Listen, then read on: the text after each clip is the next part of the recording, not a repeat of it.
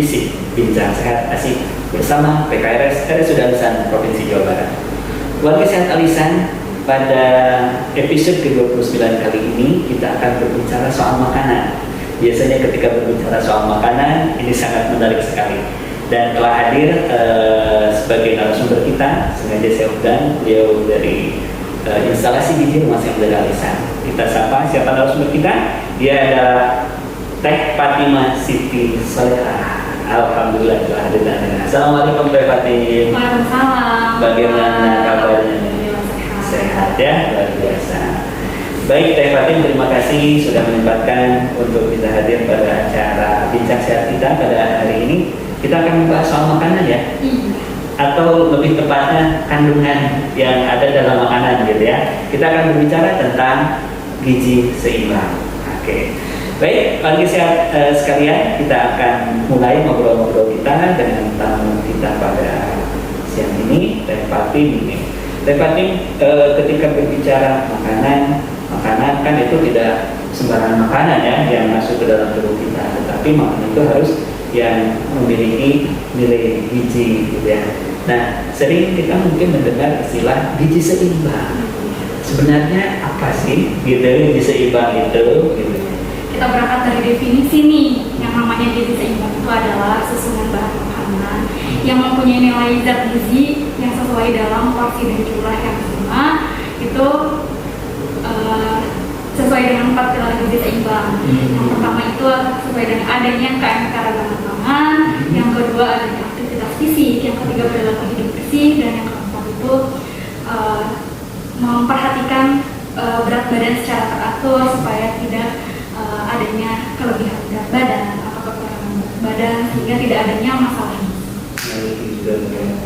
Jadi sekarang istilahnya gizi seimbang. Seimbang. Kalau dulu kita mengenal ada 4 sehat 5 sempurna gitu ya. Itu sama atau berbeda antara gizi seimbang dengan 4 sehat 5 sempurna? Sebetulnya sih sama aja. Dulu yang mempopulerkannya itu adalah Bapak Gizi Indonesia.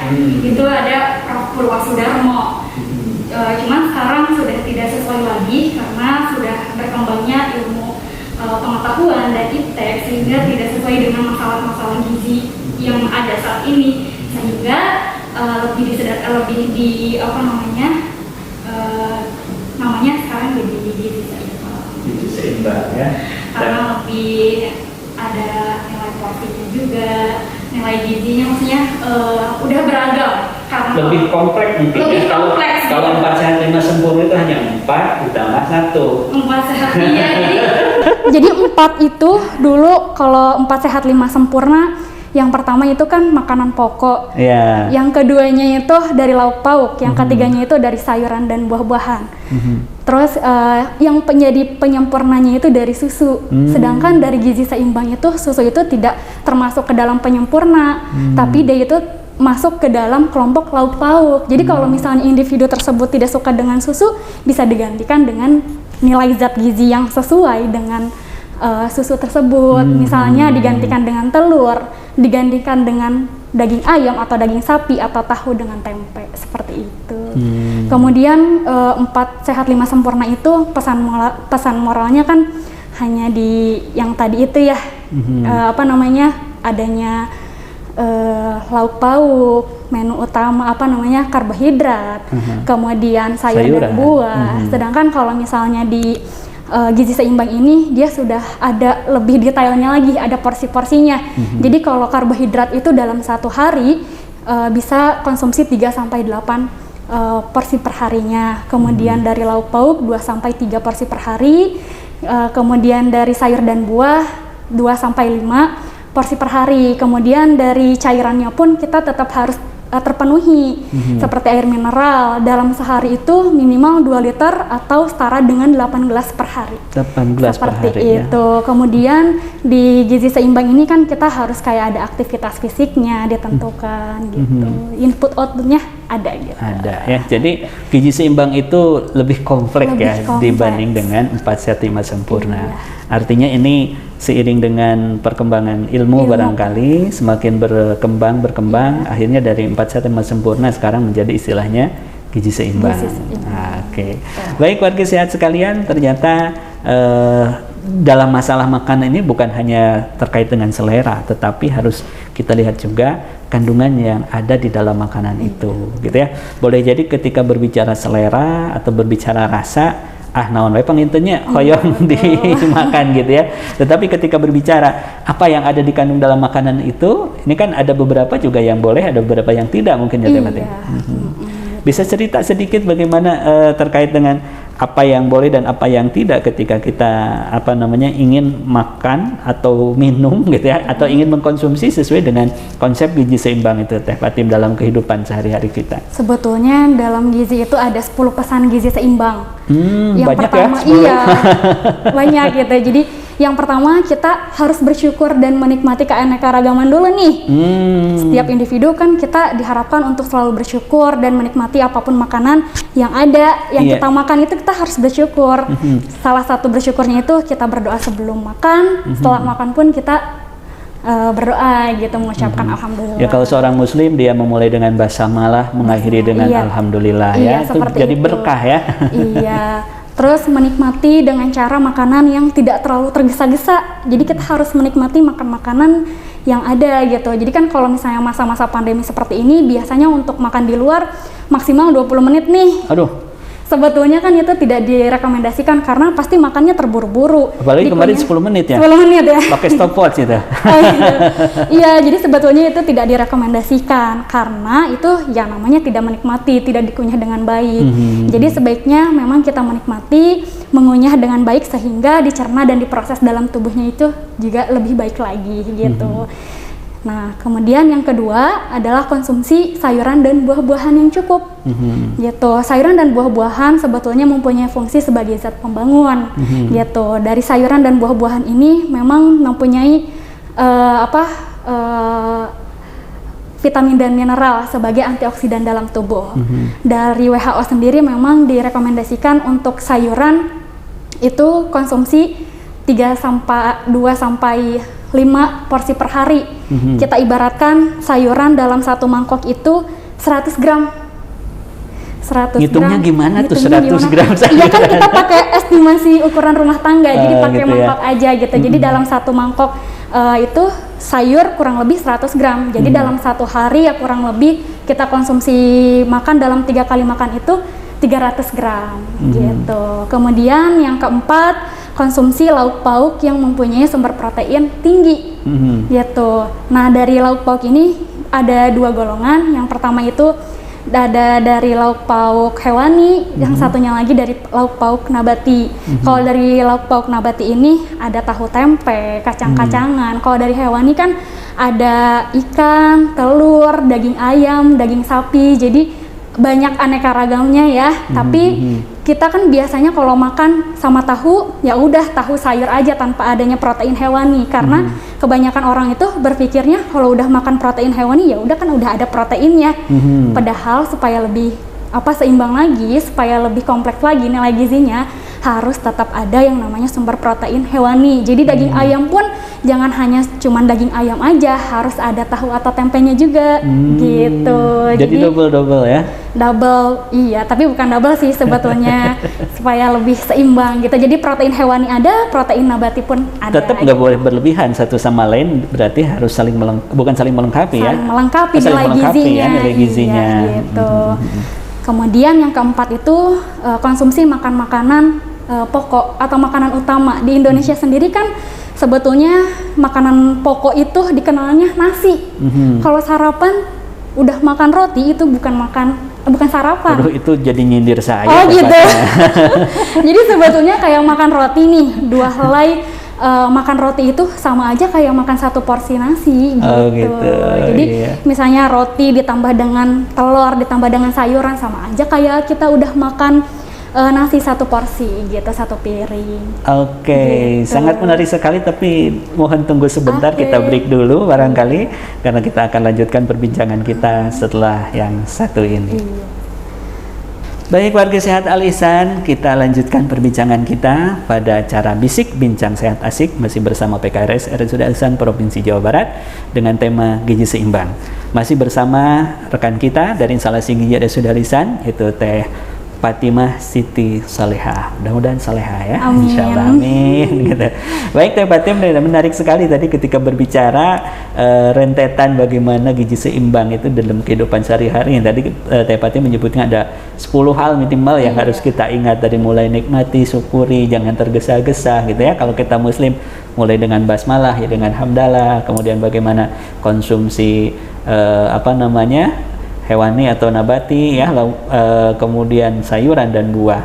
Mungkin selanjutnya nih masih ada nih rentetannya. Ada lagi, coba kita urai lagi satu-satu biar warga sehat nih agak penasaran. Apa sih jangan-jangan yang kita makan sehari-hari ini nggak kena gitu ya? Ya coba. Silakan Teh Fatim dilanjut nih. Ya, yang kelima ini harus membatasi makan makanan yang asin, yang gula, yang berlemak. Jadi kalau misalnya terlalu banyak itu kan akan adanya masalah gizi ya. Padahal gini, kita kan nggak enak kalau makan nggak asin. Iya, bukan berarti nggak boleh loh Pak. Oh, bukan berarti nggak boleh ya? Bukan berarti nggak boleh. Kita tetap harus ada asupan itu, cuman dibatasi. Tidak berlebih. Tidak berlebih. Jadi pembatasannya kalau dari gula sendiri dalam satu hari maksimalnya itu 4 sendok makan. Gitu.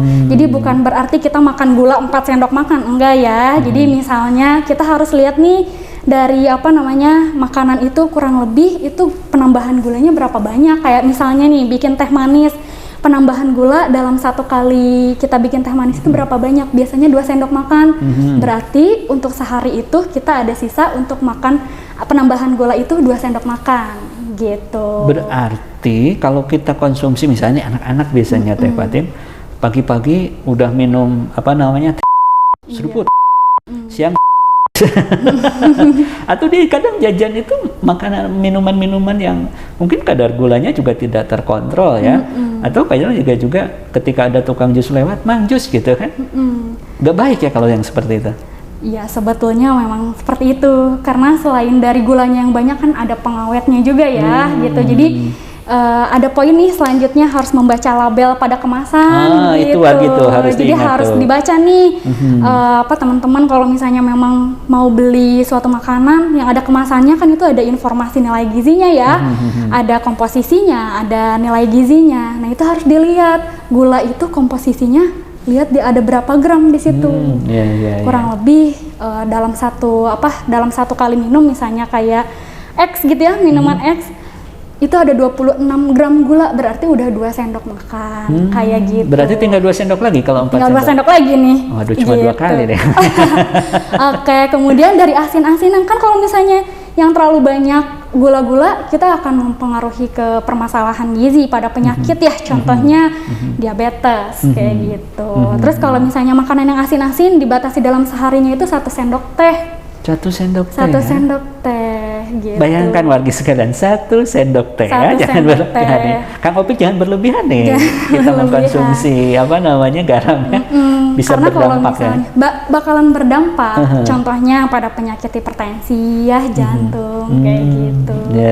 Jadi pada makanan kita harus mengatur nih makanan ini kita penambahannya berapa banyak gitu. Tapi kan tidak mungkin juga kita makan untuk satu keluarga.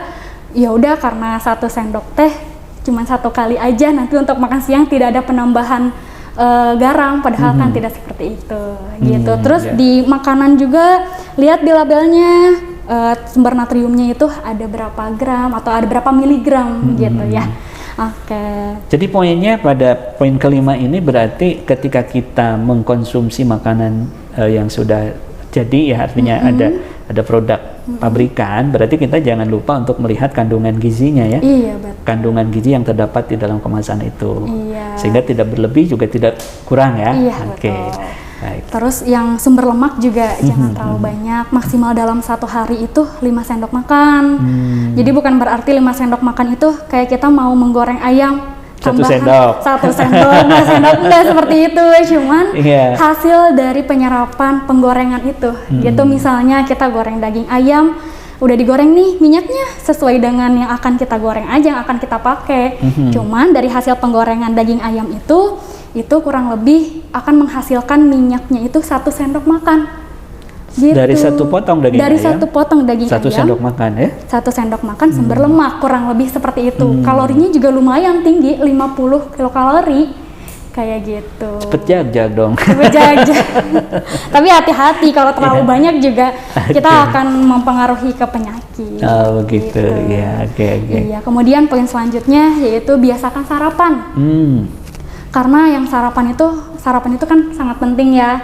Waktu jam sarapan itu dari mulai kita bangun tidur sampai jam 9. Sampai itu jam namanya 9 sarapan. Iya. Kalau wargi nih ada yang sarapannya mungkin di rumah belum sarapan, katanya baru makan roti. Oh gitu. Kemudian di jalan tuh baru bubur. Datang ke kantor ya karena jam 9 nasi itu berapa porsi itu yang dimakan? Berlebihan nih Oh itu berlebihan sarapannya. Iya. Coba apa namanya?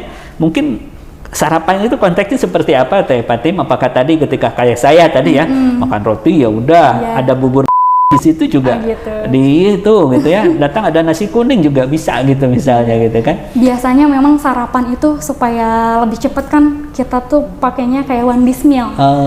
One dish meal itu kayak bubur ayam itu termasuknya udah gizi seimbang karena kan di dalamnya ada bubur, ada daging ayamnya, ada kacang-kacangannya ya gitu. Cuman sayurannya yang kurang. Memang bagusnya ada tambahan, ada kangkung atau ada bayam gitu. Biasanya kalau di jalan kan agak kurang untuk sayurannya gitu. Iya, betul. Terus sarapan roti tadi kan sempat dibahas ya. Makan roti yang udah ada tambahan sayurannya, selada atau tambahan dengan telur dadar gitu, itu kan udah termasuk ke dalam sarapan, gizi seimbang juga itu. Ya.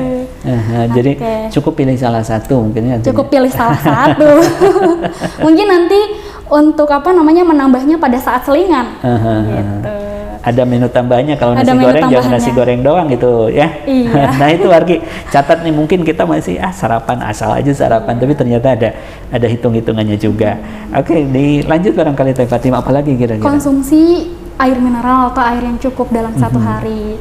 Seperti tadi sempat dibahas di awal, kalau untuk konsumsi cairan atau air putih itu minimal dalam satu hari 2 liter atau setara dengan 8 gelas, karena dalam tubuh kita itu mengandung 2/3-nya dari sumber cairan gitu. Karena kalau misalnya kekurangan akan mengakibatkan dehidrasi kayak gitu. Jadi memang kita harus butuh cairan yang banyak. Jadi kalau sekarang kan lagi go green katanya. Kita minumnya jangan pakai yang plastik-plastik nih, berarti ke kantor nih kita harus bawa tempat minum itu ya? Iya kalau bisa. Jadi udah disiapkan dari rumah, warga sehat sekalian nih kalau yang pergi bekerja untuk menyiapkan air tadi 2 liter ya? 2 liter minimal. 2 liter per hari. Kebayang beratnya mau cai 2 liter cina gitu nih? Saya mulai program. Iya, oke, baik. Dicatat warga sehat sekalian, ternyata kebutuhan air kita itu menjadi penting. Jangan disepelekan masalah air karena itu bisa berakibat fatal ya bagi tubuh kita. Maka dilanjut lagi Teh Fatim, apalagi? Kemudian mencuci tangan dengan sabun dan air bersih. Cocok ya dengan masa pandemi seperti ini, memang harus sering-sering kita melakukan cuci tangan. Ini lebih ke menjaga kebersihannya menjaga kebersihan setelah memegang atau sebelum makan atau setelah makan kita harus cuci tangan dengan baik. Memang baiknya itu kan dengan sabun dan air mengalir. Cuman kalau kita lagi di pinggir jalan atau di tengah jalan nggak ada air mengalir, kita bisa dengan memakai desinfektan gitu. Tapi yang paling utama CTPS ya. Istilahnya cuci tangan pakai sabun. Nah itu betul. Memang lebih baiknya cuci tangan pakai sabun supaya kumannya ikut mengalir. Kayak gitu. Yang terakhir ini aktivitas fisik gitu. Jadi selain kita mikirin makanan, input kita harus juga dikeluarkan nih, mikirin outputnya. Jangan hanya makanan aja, tapi kita juga harus melakukan aktivitas digerakkan gitu. Jadi ya kalau bisa minimal dalam satu hari itu 30 menit. Bukan berarti harus jogging tiap hari. Jalan aja kita sebetulnya 30 menit itu udah termasuk dalam aktivitas fisik. Aktivitas fisik gitu.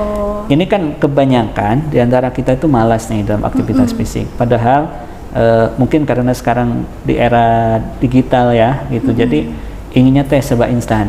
Padahal di kantor juga bisa ya jalan-jalan, gak usah bawa mobil ke kantor, gak usah bawa motor, cukup jalan yang dekat gitu maksudnya. Dari rumah Pak Jack ke sini bisa jalan. Oke, baik warga sehat sekalian, tadi kita sudah mendengarkan bagaimana prinsip utama gizi seimbang gitu ya, barangkali Teh Fatim ada 10, silahkan nanti kita ingat-ingat kita udah sesuai belum ya gitu. Akan kita lanjutkan obrolan kita, semakin sore semakin menarik, tapi setelah yang satu ini. Warga Sehat Lisan, kita akan lanjutkan kembali bincang sehat kita pada siang ini. Masih bersama kami dari PKRS RSUD Lisan Provinsi Jawa Barat, dan tamu kita Teh Fatimah Siti Salehah, ahli media gizi, nutrisionis dari Masjid Umum dari Lisan Provinsi Jawa Barat. Baik Teh Fatim, tadi kita udah denger nih ya, udah dapat pengetahuan terkait dengan apa itu gizi seimbang, bedanya dengan 4 sehat 5 sempurna, juga prinsip-prinsipnya. Nah sekarang kan kita itu nggak sama ya, anak, mungkin ada remaja, ada dewasa, mungkin ada yang udah tua. Kira-kira kebutuhan gizi masing-masing usia itu sama atau tidak? Kadang kan kalau kita makan bareng sama anak-anak yang lebih besar dari kita, gitu ya. Kira-kira ada perbedaan-perbedaan untuk kebutuhan gizi ini nggak sesuai dengan usia nih? Oke, sebetulnya memang salah satu faktor yang bisa menentukan kebutuhan gizi itu ya dari faktor umur gitu. Ada kelompok-kelompoknya yang gitu. Jadi dari Kemenkes sendiri ada tabel AKG tuh, angka kecukupan gizi. Itu sudah disesuaikan. Jadi kalau misalnya mau lihat nih Pak J, umurnya berapa tahun, nanti tinggal dilihat kebutuhan kalorinya itu berapa, proteinnya berapa, kandungan lemak yang dibutuhkan dalam seharinya itu berapa. Jadi sebetulnya udah ada kebutuhan-kebutuhan khusus. Jadi memang beda usia ya beda kebutuhan gizi juga. Jadi tidak bisa disamakan gitu. Sebetulnya kayak bayi sama balita itu kan sama ya kebutuhannya, membutuhkan ASI. Tapi seiringnya berjalan waktu, ada penambahan usia, dia ada penambahan kebutuhan kalori. Ada jenis dan jumlahnya itu akan berbeda gitu. Jadi akan berbeda. Jadi itu akan ditentukan oleh usianya, gitu ya, usianya. Nanti bisa konsultasi aja warga sekalian, usia saya nih udah usia X tahun misalnya, izin wajah buat 10 tahun lah sama sekian tahun gitu ya. Yang di bawah 2 digit sama yang sama 1 digit sama 2 digit lah begitu ya, berbeda tentunya. Nih Teh Fatim, kalau di usia udah berbeda gitu ya, kebutuhan energinya tentunya berbeda tadi. Ini kan kadang kita suka gini nih, ini mah makanan sultan, yang ini makanan rakyat biasa gitu. Apakah sama kan ya kan? Kalau saya makan kan misalnya kalau makanan sultan tuh banyak gitu ya. Kalau makanan biasanya cukup 1, 2, 3, tetapi tadi telah memenuhi unsur-unsur tadi, misalnya ada lauk pauknya, ada makanan pokoknya, sayurannya, kemudian ada buah-buahannya gitu. Tapi beda dengan sultan tadi. Kira-kira nih, apakah sultan mah lebih tinggi kandungan gizinya gitu, lebih banyak, atau sama aja kalau memang itu? Sebetulnya ya malah yang lebih banyak itu kan ya, kalau banyak itu tidak terlalu baik juga ya.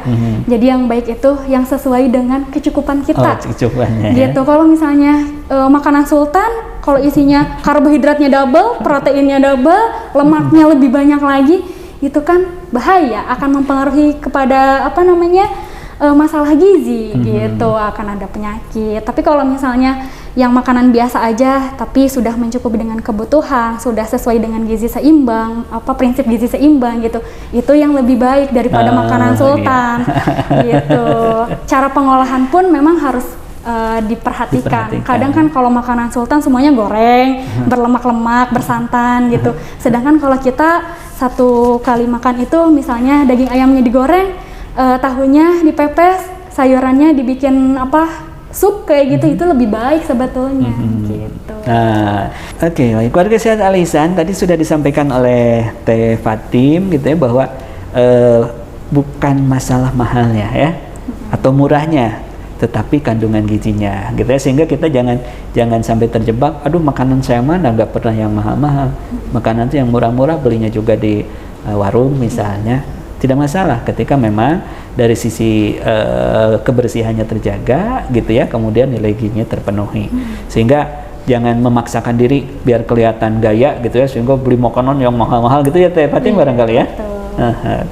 Baik Teh Fatim, kita lanjutkan nih warga Sehat Al-Ihsan. Semakin menarik ketika berbicara masalah makanan, memang selalu menarik karena mungkin itu berkenaan dengan kebiasaan kita sehari-hari. Teh Fatim nih, sekarang tuh musim ada diet ya, gitu yang berkembang di masyarakat, mau diet A, diet B, diet C misalnya, karena ingin beginilah, ingin begitulah gitu. Kira-kira dari banyak yang berkembang itu sesuai nggak dengan konsep atau prinsip-prinsip gizi seimbang? Memang ya, memiliki badan yang ideal itu impian dari semuanya ya, nggak hanya dari kaum hawa aja nih, nggak hanya dari perempuan. Kalau laki-laki kan Laki-laki ininya juga apa namanya six pack ya? six pack. Tapi ini hanya satu packnya. Satu pack. Jadi memang itu adalah impian dari semuanya, mau laki-laki, mau perempuan, mau anak, mau udah ibu-ibu pun memang harus Biasanya terlihat ibu-ibu inginnya lebih berkorban loh. lebih berkorban. Ya betul ya, dari asupan makan ya. Nah, tapi kan kalau misalnya untuk diet-diet seperti itu, khawatirnya yang diet populer sekarang, banyak kan orang sekarang mengikuti diet-diet populer. Contohnya kayak lemaknya yang tinggi, karbohidratnya yang tidak dipakai gitu. Nah, itu yang dikhawatirkan akan menjadi masalah terkait gizi gitu, akan terkena penyakit jantung dan lain-lain gitu. Kemudian kalau misalnya orang tersebut sudah tercapai nih berat badan yang idealnya, kemudian 1 atau 2 tahun lagi dia akan kembali ke berat badan yang semula atau bahkan melebihi dari berat badan yang semula itu kan tidak signifikan gitu. Jadi tidak baik gitu. Terus untuk diet juga, kalau misalnya diet nih kita mengikuti 1-2 bulan atau 1-2 tahun ini kita mengikuti diet seperti itu, pola makan yang seperti itu, nanti kedepannya akan seperti itu atau enggak, biasanya tuh capek gitu. Karena bosan makan itu aja. Mestinya istiqomah gitu ya. Harusnya istiqomah. Nah, makanya yang harus diubah ini adalah pola kebiasaan. Yang lebih gampang itu ya harus dengan diet gizi seimbang, karena kalau gizi seimbang itu nggak harus yang menghilangkan nasi, nggak harus yang mengurangi, memang sih mengurangi ya, tapi kan sesuai dengan kebutuhan gitu. Jadi tidak meningkatkan yang namanya sumber lemak atau misalnya yang menghilangkan satu poin nilai gizi gitu. Jadi tetap harus terpenuhi semua ya. Jadi jangan menafikan yang satu melebihkan yang lain gitu. Tapi tetap harus seimbang sesuai dengan ketentuan yang telah ditetapkan oleh para ahli ya. Mungkin lebih itunya nanti diimbangi dengan tadi aktivitas fisik ya. Jadi kalau udah makan ya jangan lupa untuk digibrikeun lah bahasanya gitu kan. Digerakkan badannya gitu ya. Jadi wargi sehat sekalian, jangan lupa nih, kita itu usia berapapun ya, apalagi udah usia seperti kita nih udah 2 digit gitu kan, harus rajin-rajin lah berolahraga. Olahraganya jalan bisa gitu ya, naik tangga ke kantor itu jangan sampai mobil atau motor di depan kantor diparkirnya di lawang pantok. Tapi kita usaha untuk ada aktivitas fisik. Oke, gimana lagi tambahannya? Penurunan berat badan itu dalam 1 bulan atau dalam 1 minggu ini nih, yang sehat ya, penurunan berat badan yang sehat itu dalam 1 minggu 0,5 sampai 1 kilo. Dalam 1 minggu gitu. Jadi dalam 1 bulan itu maksimal kalau bisa penurunannya tidak lebih dari 4 kilo. Kebanyakan kan orang saya mau menurunkan berat badan dalam 1 bulan ini 10 kilo. 10 kilo. Padahal kan itu tidak baik gitu. Kebanyakannya seperti itu. Jadi lebih baik memang bertahap aja gitu. Yang diubah itu pola kebiasaan makannya seperti apa supaya jangka panjangnya itu akan sama seperti itu. Karena kan khawatir udah mencapai berat badan ideal balik lagi ke berat badan yang awal gitu, karena tidak istiqomahnya itu tadi. Jadi harus sampai terus-terusan kalau bisa ya untuk pola makan harus diseimbangkan. Kalau waktu terakhir makanan itu berpengaruh juga nggak Teh Fatih? Misalnya maksimal jam berapa sih kita berhenti menggiling gitu ya, berhenti makan gitu ya, berhenti untuk mengkonsumsi makanan. Apakah ini lagi jaga malam apalagi gitu kan, enak ya kayaknya kalau makan yang pedas-pedas. Gimana deh kira-kira? Sebetulnya untuk makan utama itu kalau bisa maksimal itu jam 6. Makan utama itu makan besar, jadi lewat dari jam 6 lebih baik memang kita konsumsinya selingan pun bukan selingan yang kayak bolu-bolu kayak gitu yang banyak atau seblak kayak gitu ya. Jadi kalau untuk lewat jam malam kalau bisa kita konsumsinya yang sumber serat tinggi seperti buah-buahan kayak gitu, atau tambahan dari susu ya nggak apa-apa. Gak nendang tuh. Kalau misalnya awal-awal memang agak susah, tapi kalau kedepannya itu diusahakan ya akan bisa pola hidupnya atau pola makannya akan berubah dan akan gitu. mengikuti. Gitu. Harus dilatih ya? Harus dilatih, Harus dilatih. harus bertahap, nggak bisa langsung semuanya. Nah itu Wargi, kadang kita itu kalau nggak nasi atau yang sejenisnya nggak nendang Nggak katanya nendang, gitu ya, gitu. sehingga kalau malam-malam tuh inginnya nasi goreng gitu Iya. kan, mie gitu kan. Karena kebiasaannya seperti itu.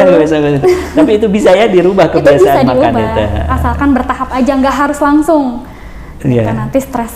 Oke, baik warga sehat sekalian, tadi jangan ingin cepet-cepet turun berat badannya, karena ternyata ada yang harus diperhatikan, tidak boleh lebih dari 4 kilo dalam seminggu. Ya begitu 1 ya? bulan. Oh 1 bulan ya? Dalam 1 oh iya bulan. dalam 1 bulan. Dalam 0,5 sampai 1 1 kilo kilo dalam seminggu. 1 minggu. 1 bulan 4 kilo tuh. Jadi jangan lebih dari itu. Itu khawatir ada dampaknya, yang tidak baik untuk tubuh kita. Jadi sayangi tubuh kita dengan mengkonsumsi gizi seimbang.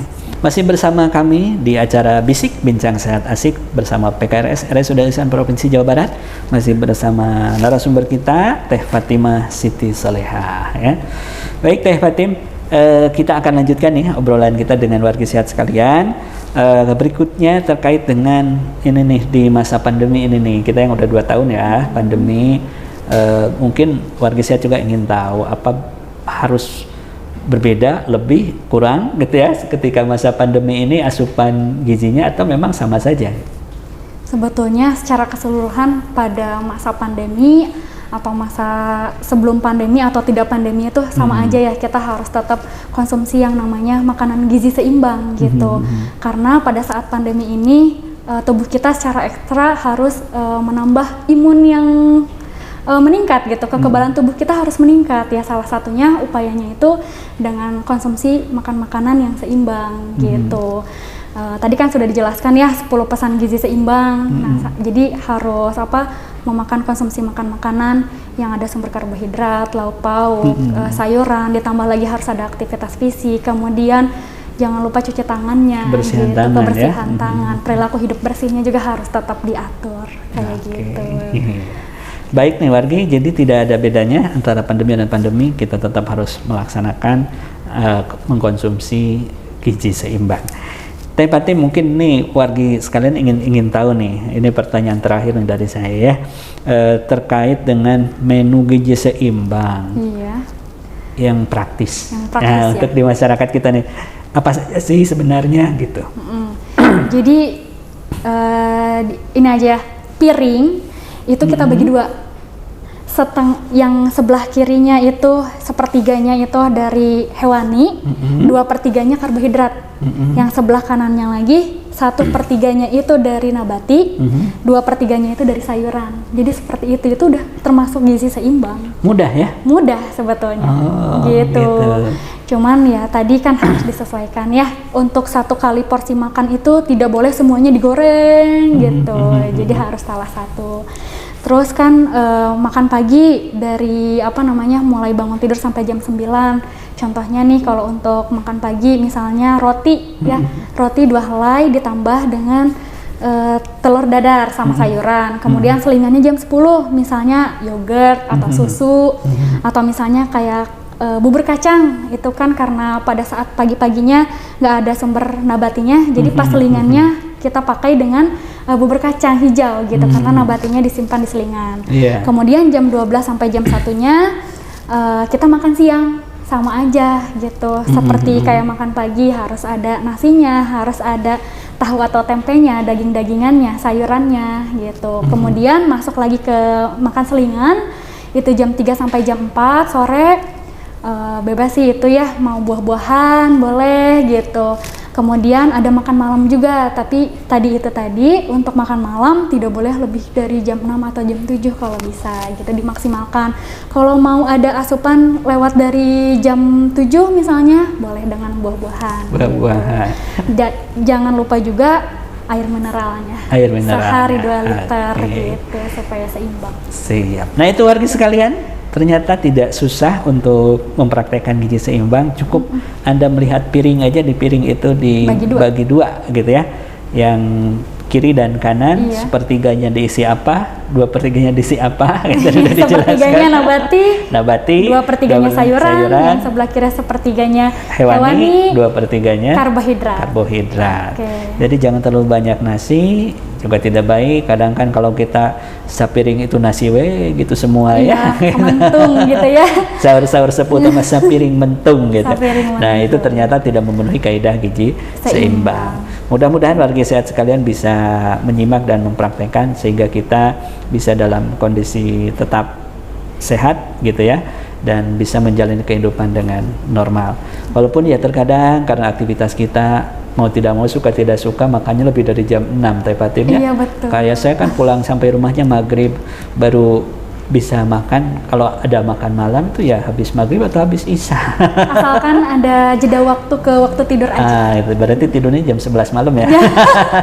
Minimal 1 jam ya, ada Oke, 1 aktivitas jam. sholat juga kan itu aktivitas Iya, fisik, betul, jadi dikeluarkan betul. lagi. Dikeluarkan, ada aktivitasnya. Ya, warga sehat Alisan, tidak terasa waktu kita sudah di penghujung. Mungkin ada closing statement atau kesan dan pesan-pesannya buat warga sehat sekalian, Teh Fatim?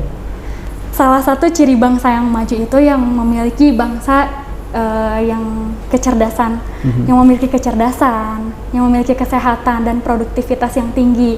Dari ketiga itu salah satu upayanya yaitu dengan mengkonsumsi makanan yang gizi seimbang gitu.